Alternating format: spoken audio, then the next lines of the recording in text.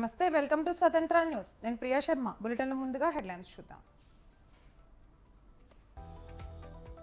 కేసీఆర్ వ్యాఖ్యలకు CM Revanth Reddy counter. దమ్ముంటే కాంగ్రెస్ ఎమ్మెల్యేలను ముట్టుకోవాలని సవాల్.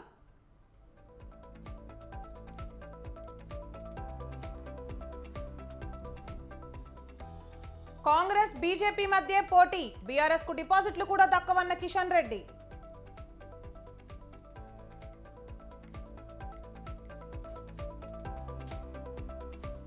బీఆర్ఎస్ కు మరో షాక్. కాంగ్రెస్ గూటికి రాజేంద్రగన్ ఎమ్మెల్యే ప్రకాష్ గౌడ్.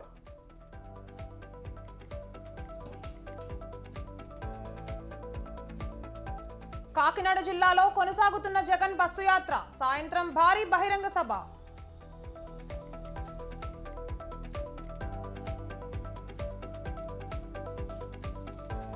చంద్రబాబు తరపున నారా భువనేశ్వరి నామినేషన్. 1,00,000కు పైగా మెజారిటీతో గెలిపించాలని పిలుపు.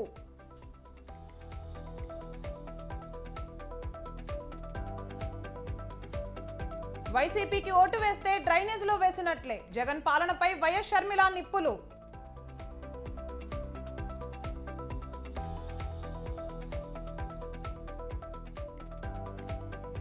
రైట్, బ్రేకింగ్ న్యూస్ చూస్తున్నాం. లోక్సభ ఎన్నికలు మొదటి దశ పోలింగ్ సందర్భంగా ఇన్నర్ మణిపూర్ నియోజకవర్గంలో హింసాకాండ చోటు చేసుకుంది. దుండగులు కాల్పుల్లో 3 మరణించారు. మేరింగ్ అసెంబ్లీ సెగ్మెంట్లోని తమన్ పోక్సీలో ఓ పోలింగ్ కేంద్రం వద్ద ఘటన జరిగింది. ఇంఫాల్ ఈస్ట్ డిస్టిక్లోని తాంగ్జూ అసెంబ్లీ నియోజకవర్గంలోని ఓ పోలింగ్ కేంద్రంలో అల్లర్లు, దౌర్జన్యకాండ జరగడంతో అదనపు బలగాలను పంపారు.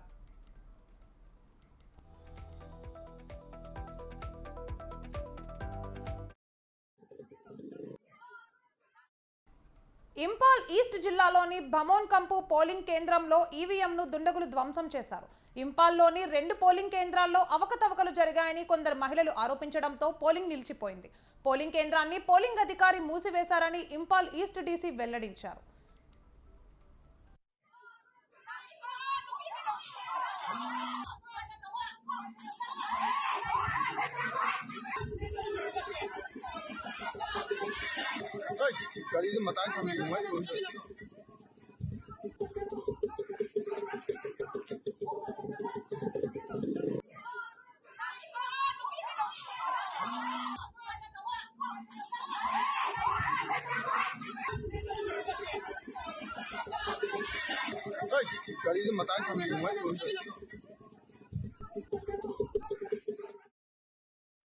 ఇక పశ్చిమ బెంగాల్లో కూచ్ బెహార్, అలీపుర్దివార్, జల్పాయ్గిరి నియోజకవర్గాలకు శుక్రవారం తొలి దశ లోక్సభ ఎన్నికలు ప్రారంభం కాగానే హింసా దాడులు జరిగినట్లు, బెదిరింపులు వచ్చినట్లు ఫిర్యాదులు వెల్లువెత్తాయి.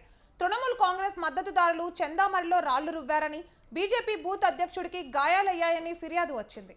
సీతల్కుచి, చోటో సల్బరి గ్రామ పంచాయతీ ప్రాంతాల్లో టీఎంసీ కార్యకర్తలపై బీజేపీ కార్యకర్తలు దాడి చేశారని ఆరోపించారు.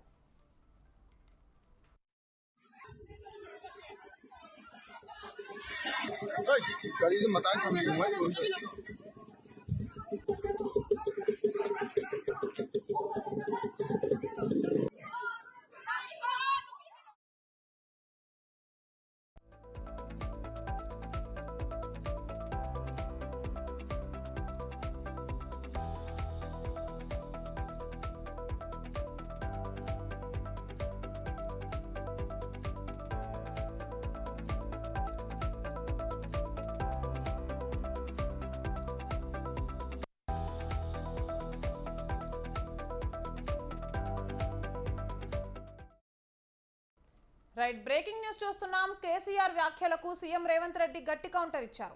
మహబూబ్ నగర్ లో ఎంపీ అభ్యర్థి వంశీచంద్ రెడ్డి నామినేషన్ సందర్భంగా నిర్వహించిన ర్యాలీలో ఆయన పాల్గొన్నారు. షెడ్ నుంచి కారు ఇక బయటకు రాదు అని, అది పడిపోయిందని చెప్పారు. 20 మంది ఎమ్మెల్యేలు టచ్ లో ఉన్నారని కేసీఆర్ అంటున్నారని, ఇక్కడ కాపులా ఉన్నది రేవంత్ రెడ్డి అని వార్నింగ్ ఇచ్చారు. తమ ఎమ్మెల్యేలను టచ్ చేస్తే మాడి మసైపోతారని హెచ్చరించారు.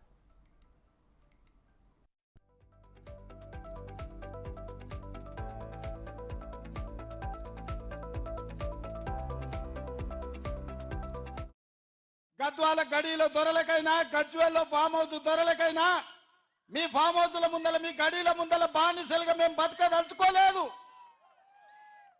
మీ కాళ్ళ కింద చెప్పులమో, మీ నెత్తి మీద గొడుగో, లేకపోతే నీ చేతిలో సురకత్తై మా అన్నదమ్ములనే మేము పొడుచుకోదలుచుకోలేదు. మీరు అనుకుంటుండొచ్చు గతంలో లాగానే ఈ పాలమూరు బిడ్డలు మీ కాళ్ళ కింద చెప్పులుగానో మీ నెత్తి మీద గొడుగలుగానో మీ చేతిలో సుర కత్తులుగానో మారి మమ్మల్ని మేము పొడుచుకొని చేస్తే మా శవాల మీద మీరు గద్దెనెక్కాలని కలలుగా అంటుండ్రేమో. మీ జాతకం, మీ రంగు, మీ నీతి, మీ జాతి మేము గుర్తించడం, మిమ్మల్ని పండబెట్టి తొక్కి పార్లమెంట్ కాంగ్రెస్ పార్టీ అభ్యర్థిని పంపించే బాధ్యత మా కాంగ్రెస్ పార్టీ కార్యకర్తలు తీసుకుంటారు. నిన్నటికి నిన్న మాట్లాడుతుండు ఈ పొంకనాలైన ఏం మాట్లాడిండు ఆయన పిట్టల ద్వారా నాతో 20 మంది ఎమ్మెల్యేలు టచ్లో ఉండ్రు సిట్కే కొడుతూ వస్తారని. సిట్కే కాదు, మిద్దెక్కి డప్పు కొట్టు బిడ్డ, నీ దగ్గర ఉన్నోళ్ళు కూడా ఎవడన్నా ఉంటాడేమో చూద్దాం.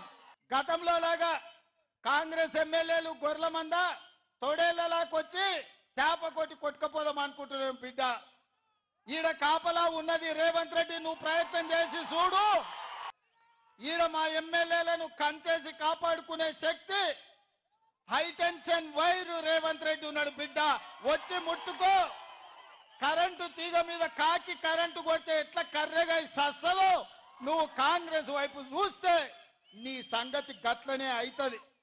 నువ్వు మాదిక్కు కాదు, నీ దొడ్ల సాయంత్రానికి ఎన్ని వచ్చినా ఒకసారి లెక్క పెట్టుకో బిడ్డ, నీ సంగతి చెప్తా గాని. నిన్న మన కేటీఆర్ అంటున్నాడు మా కారు కొంచెం ఖరాబ్ అయింది, గ్యారేజ్కి పోయిందని. అరే పిల్లగా, నీ కారు ఖరాబు కాలే, నీ కారు ఇంజను అనుము చెడ్డది, ఇంకా మళ్ళా రాదు. తూకం పెట్టి అమ్ముడే, వర్క్ షాప్ నుంచి మళ్ళా ఇంటికి రాదు. ఇనుప సామాన్లోనికి తూకం పెట్టి అమ్ముడే నీ కారు. నీ అయ్యనడుగు కావాలంటే ఇంటికి పోయి. నీ కారే కాదు, నీ అయ్య ఆరోగ్యం కూడా అనుంచెడ్డది. ఎందుకంటే 7 తారీఖు నాడు ప్రమాణ స్వీకారం ఉంటే ఆయననే నీ అయ్య బోర్ల పడ్డాడు, బొక్కలు ఇరిగిన ఇయ్యాలటికి నడవలేకపోతుంది. మొన్న జరిగిన ఎన్నికల్లో ప్రజలు కారును బండకేసి కొట్టిండ్రు, 100 మీటర్ల గోతి తీసి పాతి పెట్టిర్రు. బీజేపీ ప్రభుత్వంలో ఒక్క రూపాయి అవినీతి లేదని రక్షణ మంత్రి రాజ్నాథ్ సింగ్ అన్నారు. కిషన్ రెడ్డి ఎంపీ అయ్యాక సికింద్రాబాద్ ఎలా డెవలప్మెంట్ అయిందో చూస్తున్నామని తెలిపారు. కేంద్ర మంత్రి కిషన్ రెడ్డి నామినేషన్ సందర్భంగా నిర్వహించిన సభలో రాజ్నాథ్ పాల్గొన్నారు. కిషన్ రెడ్డి అందరిలా కాదు, ఆయన అవినీతి నాయకుడు కాదని రాజ్నాథ్ అన్నారు. తెలంగాణ కోసం అనేక మంది చనిపోయారని గుర్తు చేశారు. రాష్ట్రం వచ్చాక బీఆర్ఎస్ ప్రభుత్వం వచ్చిందని చెప్పారు. బీఆర్ఎస్ రాష్ట్రాన్ని దోచుకుందన్నారు. రాష్ట్రం కోసం బలిదానాలు చేసిన వారి ఆత్మలు శాంతించలేదన్నారు. బీజేపీ ప్రభుత్వంలో ఒక్క రూపాయి అవినీతి లేదన్నారు. బీజేపీ దేశంలోనే అత్యంత ప్రజాస్వామ్య పార్టీ అని రాజ్నాథ్ సింగ్ అన్నారు. ప్రపంచంలో 5వ పెద్ద ఆర్థిక వ్యవస్థగా ఉన్నామన్నారు. 2047 లోపు దేశం 3వ ఆర్థిక వ్యవస్థగా మారనుందన్నారు. మా ప్రభుత్వం వచ్చాకే అయోధ్య రామ మందిరం కట్టామని చెప్పారు. ప్రపంచంలో ఎక్కడా లేనంతగా దేశంలో డిజిటల్ ట్రాన్సాక్షన్ తీసుకువచ్చామని తెలిపారు. సికింద్రాబాద్ పార్లమెంటులో బీజేపీ గెలుపు ఈ పాటికే నిర్ధారణ అయినది. అసలు ఈ పార్లమెంటులో మనకు ఎవరు సాటి లేరు, ఎవరు పోటీ లేరు. సికింద్రాబాద్ అంటేనే బీజేపీకి కంచుకోట. ఇవాళ ఉదయం నుంచి కూడా రాజ్నాథ్ సింగ్ గారు మన యొక్క తెలంగాణలో మన అభ్యర్థుల ప్రచార నిమిత్తం రావడం చూస్తా ఉంటే, ఈ తెలంగాణలో ఉన్నటువంటి కాంగ్రెస్ పార్టీ, బీఆర్ఎస్, ఈ 2 పార్టీలు కూడా కుమ్ముక్కు రాజకీయాలు చేస్తూ, ఎందుకంటే 2 పార్టీలు కూడా నరేంద్ర మోడీ గారి యొక్క ప్రపంచనం దేశవ్యాప్తంగా ఏదైతే ఇవాళ వీస్తా ఉన్నదో తెలంగాణ అతీతం కాదని ఈరోజు స్పష్టమవుతా ఉన్నది. ఈరోజు ప్రధానమైనటువంటి పోటీ కాంగ్రెస్ పార్టీతో ఉంటుంది. కానీ కాంగ్రెస్ పార్టీ కూడా మనం చేస్తా ఉన్నాను, తెలంగాణ ప్రజల ఓటు అడిగే నైతిక హక్కు కాంగ్రెస్ కు లేదు. ఓ రాహుల్ గాంధీ, ఓ రేవంత్ రెడ్డి, మిమ్మల్ని అడుగుతా ఉన్నాను, మీరు కాంగ్రెస్ పార్టీ తరఫున తెలంగాణ ప్రజలను ఓటు అడిగే నైతిక హక్కు అడుగుతా ఉన్నాను. మీరు ఎన్నికలకు ముందు ఏం చెప్పారు? మేము అధికారంలోకి వస్తే 100 రోజుల్లో 6 గ్యారంటీలు పూర్తి చేస్తామన్నారు. మరి ఎక్కడ పోయినాయి ఇవి? గ్యారంటీలా, కాంగ్రెస్ పార్టీ గ్యారంటీలా చెప్పాల్సిన అవసరం ఉంది. గ్యారంటీల పేరుతో మీరు తెలంగాణ ప్రజలను మభ్యపెట్టి అధికారంలోకి వచ్చిన తర్వాత ఈరోజు వృద్ధాప్య పింఛన్ పెంపకం కానీ, నిరుద్యోగ భృతి ఇవ్వడం కానీ మీరు గ్యారంటీలు నిలబెట్టుకున్నారో కాంగ్రెస్ పార్టీ చెప్పాలి. అందుకే తెలంగాణ ప్రజానీకాన్ని అడుగుతా ఉన్నాను, ఓ తెలంగాణ మేధావులారా, ఈరోజు కాంగ్రెస్ పార్టీ వెన్నుపోటు పొడిచింది, రైతులకు వెన్నుపోటు పొడిచింది, యువకులకు వెన్నుపోటు పొడిచింది, మహిళలకు వెన్నుపోటు పొడిచింది, పేద ప్రజలకు వెన్నుపోటు పొడిచింది. और जहां तक तेलंगाना का प्रश्न है, मैं जानता हूं यह गेटवे ऑफ साउथ इंडिया है। तेलंगाना राज्य जो बना है इसका श्रेय केवल बीआरएस को नहीं है। मैं जानता हूं सैकड़ों लोगों ने तेलंगाना राज्य बनाने के लिए अपना बलिदान दिया है, अपने प्राणों को न्यौछावर किया है। उसके बाद यहां पर बीआरएस की गवर्नमेंट बनी है और बीआरएस ने जिस तरीके से उस गवर्नमेंट ने करप्शन को बढ़ावा दिया है, जनता की गाढ़ी कमाई को लूटा है। बहनों भाइयों, जिन लोगों ने तेलंगाना राज्य बनाने के लिए बलिदान दिया है उनकी आत्मा उन्हें कभी माफ नहीं करेगी। क्या कारण है? कांग्रेस हो, भारतीय ये बीआरएस हो, ये लोग जब गवर्नमेंट बनाते हैं इन लोगों के ऊपर करप्शन के चार्जेस लग जाते हैं। कांग्रेस के बारे में भी आपने देखा होगा, जब जब सेंटर में कांग्रेस की गवर्नमेंट बनी है उन लोगों के ऊपर करप्शन के सीरियस चार्जेस लगे, यहां तक कि उनके मिनिस्टर्स को भी जेल की हवा खानी पड़ी। కర్నూలు జిల్లా ఎమ్మిగనూరులో ఎన్డీఏ పొత్తు వికటించింది. కూటమి అభ్యర్థికి పోటీగా జనసేన బీజేపీ అభ్యర్థిగా మురహరి రెడ్డి నామినేషన్ దాఖలు చేశారు. కూటమి అభ్యర్థి నిన్న బీవీ జయనాగేశ్వరరావు రెడ్డి నామినేషన్ దాఖలు చేయగా ఇవాళ జనసేన బీజేపీ తరపున మురహరి రెడ్డి నామినేషన్ వేశారు. అధిష్టానం నుంచి బీఫామ్ వస్తుందన్న నమ్మకం ఉందని చెప్పారు. దీనితో ఎమ్మిగనూరును కూటమి అభ్యర్థి ఎవరు అనే విషయంలో సందిగ్ధం నెలకొంది.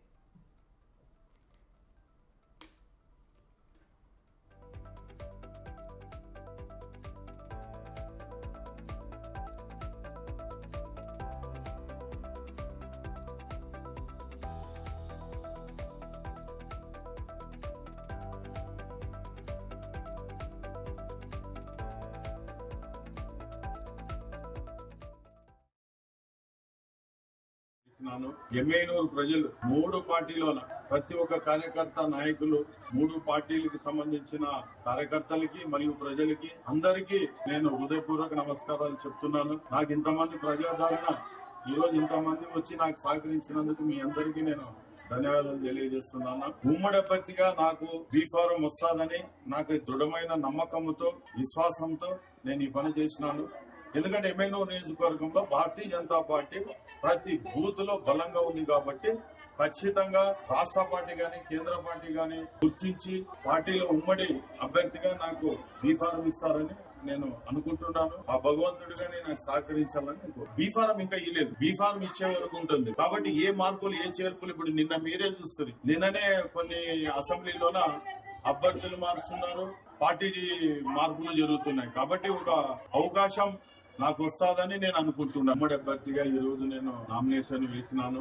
ఎమ్మెనూరు ప్రజలు మూడు పార్టీలోన ప్రతి ఒక్క కార్యకర్త, నాయకులు, మూడు పార్టీలకు సంబంధించిన కార్యకర్తలకి మరియు ప్రజలకి అందరికీ నేను హృదయపూర్వక నమస్కారాలు చెప్తున్నాను. నాకు ఇంతమంది ప్రజాదరణ, ఈ రోజు ఇంతమంది వచ్చి నాకు సహకరించినందుకు మీ అందరికీ నేను ధన్యవాదాలు తెలియజేస్తున్నాను. ఉమ్మడి అభ్యర్థిగా నాకు బీఫారం వస్తాదని నాకు దృఢమైన నమ్మకంతో, విశ్వాసంతో నేను ఈ పని చేసినాను. ఎందుకంటే ఎమ్మెనూరు నియోజకవర్గంలో భారతీయ జనతా పార్టీ ప్రతి బూత్ లో బలంగా ఉంది కాబట్టి ఖచ్చితంగా రాష్ట్ర పార్టీ గాని కేంద్ర పార్టీ గాని గుర్తించి పార్టీలో ఉమ్మడి అభ్యర్థిగా నాకు బీఫారం ఇస్తారని నేను అనుకుంటున్నాను. ఆ భగవంతుడిగానే నాకు సహకరించాలని. బీఫారం ఇంకా ఇవ్వలేదు, బీఫారం ఇచ్చే వరకు ఉంటుంది. టీపీసీసీ వర్కింగ్ ప్రెసిడెంట్ జగ్గారెడ్డి మాట్లాడుతున్నారు. ఇప్పుడు లైవ్ చూద్దాం. రాహుల్ గాంధీ గారి యొక్క కుటుంబము, ఈ దేశభక్తుల కుటుంబం ఎక్కడి నుంచి స్టార్ట్ అయింది అనేది దానికి ఇది ఫస్ట్ ఎపిసోడ్ ఈరోజు. ఎక్కడ ఇదంతా ఇండిపెండెన్స్ కంటే ముందు కాంగ్రెస్ పార్టీ అసలు 130 years చరిత్ర అది అందరికి తెలిసిందే. సరే, ఈ రాహుల్ గాంధీ గారి కుటుంబం నుంచి జాతీయ కాంగ్రెస్ పార్టీ అధ్యక్షుడు ఎవరు? మోతీలాల్ నెహ్రూ గారు. అంటే రాహుల్ గాంధీ గారి ముత్తాత. రాహుల్ గాంధీ గారి ముత్తాత మోతీలాల్ నెహ్రూ గారు కాంగ్రెస్ పార్టీ అధ్యక్షుడు, తొలిసారి అధ్యక్షుడిగా 1919 సంవత్సరంలో అమృత్సర్లో వారు ఒకసారి అక్కడ ఏఐసీ అధ్యక్షుడిగా కాంగ్రెస్ పార్టీ జాతీయ అధ్యక్షుడిగా ఎన్నుకోబడ్డారు. 1919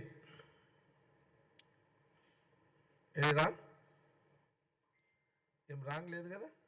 ఓకే.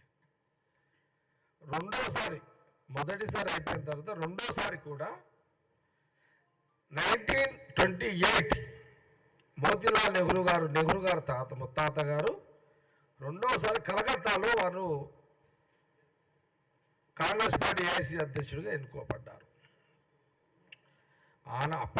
దాని తర్వాతనే వారు న్యాయవృత్తి, బ్రిటిష్ పరిపాలనలో న్యాయవృత్తిగా వారు ధనిక కుటుంబంలో ఉన్నటువంటి ఒక సామాజిక వర్గం. ఏది? మోతీలాల్ నెహ్రూ గారు. అన్నమయ్య జిల్లా రైల్వే కోడూరు కూటమి అభ్యర్థిగా శ్రీధర్ నామినేషన్ దాఖలు చేశారు. అనంతరం వైసీపీ ఎమ్మెల్యే అభ్యర్థిపై జనసేన నాయకులు వెంకట సుబ్బయ్య ఫైర్ అయ్యారు. గత వైసీపీ ఎమ్మెల్యే 4 సార్లు గెలిచినా ఎస్సీ, ఎస్టీ, బీసీ, మైనార్టీ ప్రజల తలరాతలు మారలేదని చెప్పారు. రైల్వే కోడూరు ప్రజలు ఈసారి కూటమి అభ్యర్థికి ఓటు వేసి గెలిపించాలని కోరారు.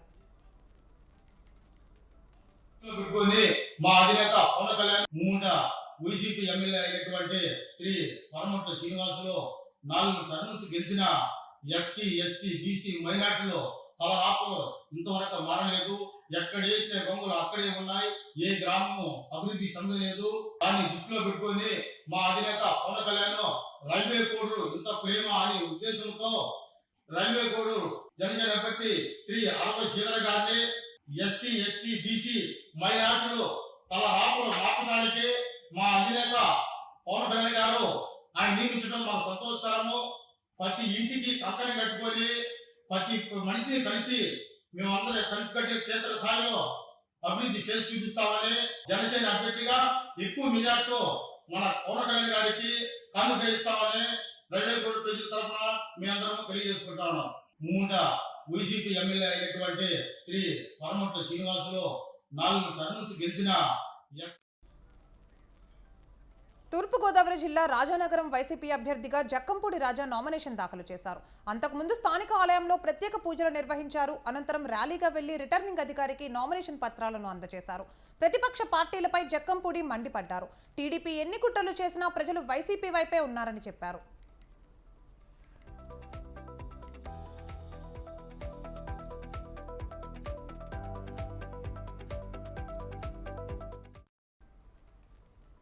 కృష్ణా జిల్లా మైలవరంలో వైసీపీకి షాక్ తగిలింది. పార్టీ నుండి టీడీపీలోకి వలసల పరంపర కొనసాగుతోంది. ఇబ్రహీంపట్నంలో మంత్రి జోగి రమేష్ బంధువులు సైతం టీడీపీ తీర్థం పుచ్చుకున్నారు. వైఎస్ఆర్ కాలనీకి చెందిన 50 కుటుంబాలు ఎమ్మెల్యే వసంత కృష్ణప్రసాద్ సమక్షంలో పసుపు కండువా కప్పుకున్నారు.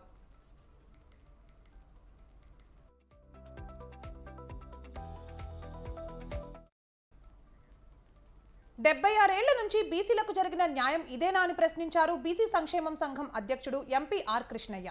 హైదరాబాద్ సుందరయ్య విజ్ఞాన కేంద్రంలో నిర్వహించిన బీసీ సంఘాల రాష్ట్ర సదస్సులో ఆయన మాట్లాడారు. తెలుగు రాష్ట్రాలకు చెందిన బీసీలందరూ కలిసి పార్లమెంటును స్తంభింపజేస్తే కేంద్రం దిగి వస్తుందని చెప్పారు. బీహార్లో ఎలాగైతే జాట్లు పోరాడారో తెలుగు రాష్ట్రాలకు చెందిన బీసీలు కూడా పోరాడాలని పిలుపునిచ్చారు. అప్పుడే కేంద్రం దిగివచ్చి 50% రిజర్వేషన్లు అమలు చేసేలా నిర్ణయం తీసుకుంటుందని ఆర్ కృష్ణయ్య స్పష్టం చేశారు.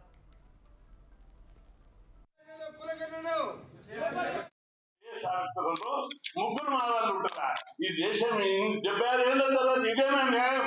ఈ దేశం నుండే న్యాయం ఇదేనా? అందుకే మేము నిజంగా ఒకసారి మండుతుంది. ఈ దేశంలో ఒకసారి తుపాకీ పట్టి కొట్లాడాలనిపిస్తుంది. నాకు అంత అన్యాయం చేస్తారా మా కులాలకు? ఈ కులంలో 2600 కులాలు ఉంటే 2500 కులాలు, 1800 కులాలు, ఒక చిన్న అటెండర్ జాబ్ కూడా కాలేదు. 1600 కులాలు ఎంబీబీఎస్ లో ఎంట్రీ కాలేదు. బలమైన కులాలు అందరం మనమంతా నిర్మాణ పరంగా బలమైన నిర్మాణం చేసి ఈ రాష్ట్రంలో ఒక్కసారి 2 సార్లు మొత్తం బంధు జరిపిస్తా పాలన స్తంభింపజేస్తే ఈ దేశాన్ని పాలించే 2024 పార్లమెంట్ ఎన్నికల నేపథ్యంలో ఎలాంటి లోటుపాట్లు జరగకుండా ఎన్నికల కమిషన్ ప్రత్యేక దృష్టి పెట్టింది. గత అసెంబ్లీ ఎన్నికల సందర్భంగా కలిగిన అనుభవాలను దృష్టిలో పెట్టుకుని లోక్సభ ఎన్నికలపై స్పెషల్ ఫోకస్ పెట్టింది ఈసీ.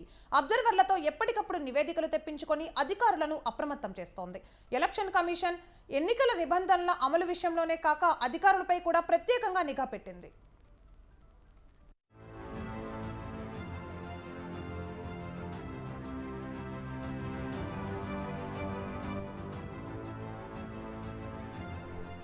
తెలంగాణ రాష్ట్రంలో ప్రస్తుతం లోక్సభ ఎన్నికలు జరుగుతున్నాయి. నోటిఫికేషన్ విడుదలైంది. మొదటి రోజే 42 మంది అభ్యర్థులు 48 నామినేషన్లు దాఖలు చేశారు. 25వ తేదీ వరకు నామినేషన్లు స్వీకరిస్తారు. 26న స్క్రూటినీ, నామినేషన్ల ఉపసంహరణకు చివరి తేదీ ఈ నెల 29. నామినేషన్ ప్రక్రియ చాలా కీలకమైన ఘట్టమని, నామినేషన్ పత్రాలు, అఫిడవిట్లో ఏ ఒక్క అంశాన్ని వదిలిపెట్టకుండా ప్రతి అంశాన్ని పూర్తిగా పేర్కొని రిటర్నింగ్ అధికారికి దాఖలు చేయాలని ముఖ్య ఎన్నికల అధికారి వికాస్ రాజ్ సూచించారు. అభ్యర్థితో పాటు రిటర్నింగ్ అధికారి ఆఫీసులోకి 4 మాత్రమే అనుమతి ఉంటుంది. ఒకసారి రిటర్నింగ్ అధికారి ఆఫీసులోకి వచ్చిన అభ్యర్థి మళ్లీ బయటకు వెళ్లి ఏదైనా పత్రాలు తీసుకువచ్చే అవకాశం లేదని స్పష్టం చేశారు CEO Vikas Raj. They should ensure that they are inside the hall before 3 p.m. along with all the papers. Malli they cannot go outside and come back inside. So therefore they should come before 3 o'clock with all the papers. Nomination paper has to be given to the returning officer or only case law because of some important కారణాల వల్ల ఏఆర్ఓని mandate చేసి పెడితే వేరే విషయం, కానీ otherwise all కేసెస్లో ఆ రోజుకి ఇవ్వాలి. ఫామ్ 1లో ఏ ప్లేస్ పెట్టారో ఆ ప్లేస్లో ఇవ్వాలి. వేరే ప్లేస్లో ఆ రోజుకి ఇవ్వడానికి కూడా వీల్లేదు.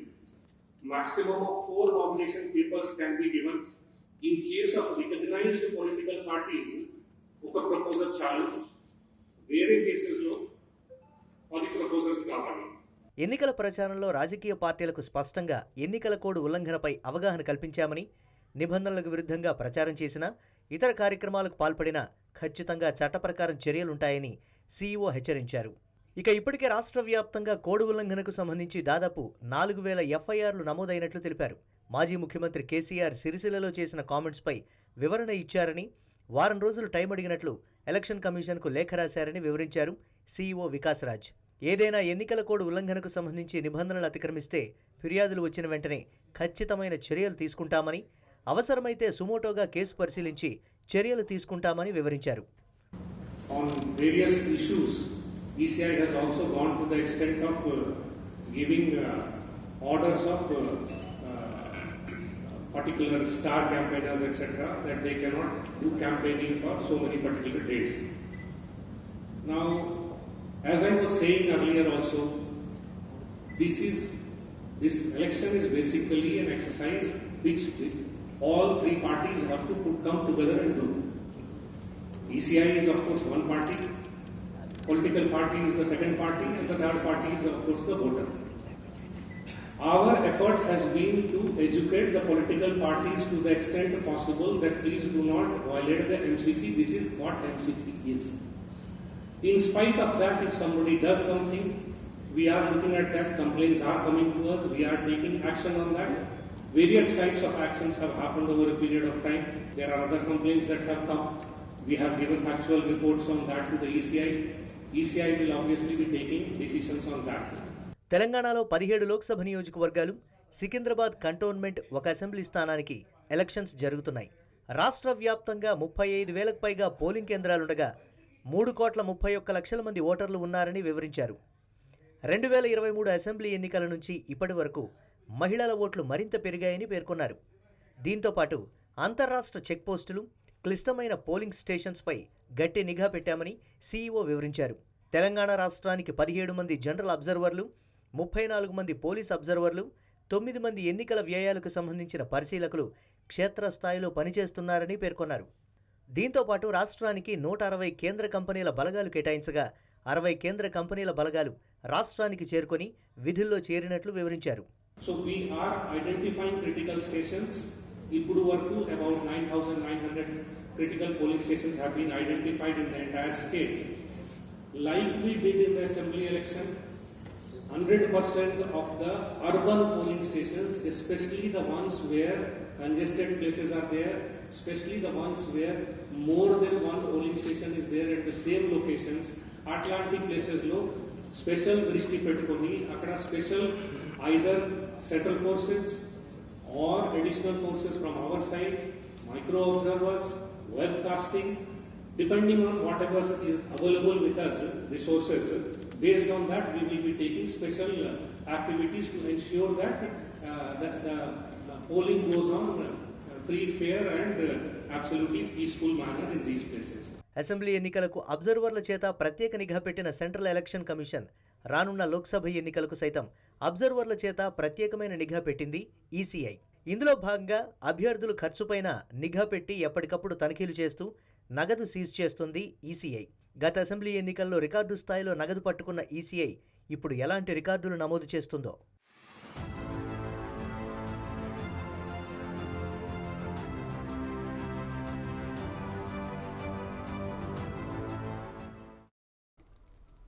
ఇక ఇవి ఇప్పటివరకు ఉన్న updates. For more updates keep watching స్వతంత్ర.